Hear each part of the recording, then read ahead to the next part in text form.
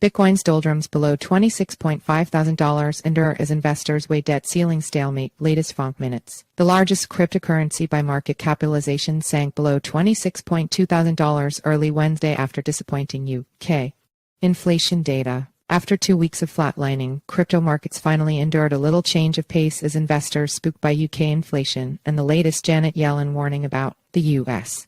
debt ceiling stalemate sent prices reeling on Wednesday. The release of the most recent Federal Open Market Committee FOMC minutes later in the day showing U.S. central bankers divided on a continuation of interest rate hikes did little to boost market confidence. Bitcoin was recently trading at about $26,440, off roughly 3% over the past 24 hours and near its lowest level since May 12, when the largest cryptocurrency by market capitalization dipped below $26,000. In this period, BTC has been slogging through low trading volume and volatility as markets wrestle with the prospect of the U.S.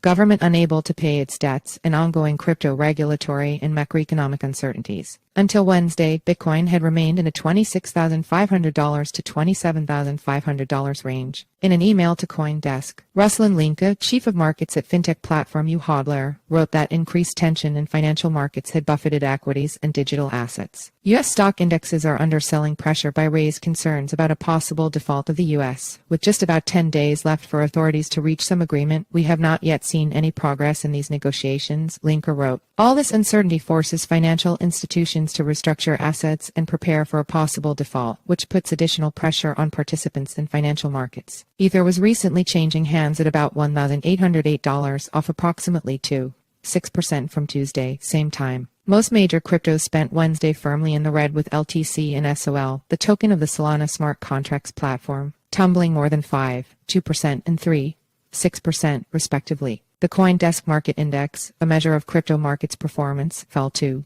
8%. The CoinDesk Bitcoin Trend Indicator remained in downtrend territory, where it recently dropped, a reflection of the falling investor optimism. A number of analysts believe that Bitcoin will remain stuck until a new catalyst emerges. Major stock indexes struggled. Similarly on Wednesday, restoring at least temporarily the correlation between equity and crypto pricing, with the tech-focused Nasdaq, S&P 500 and Dow Jones Industrial Average (GEO) all dropping the better part of a percentage point. The two asset classes have been traveling increasingly different paths in recent months, but Yellen's third caution this month that the U.S.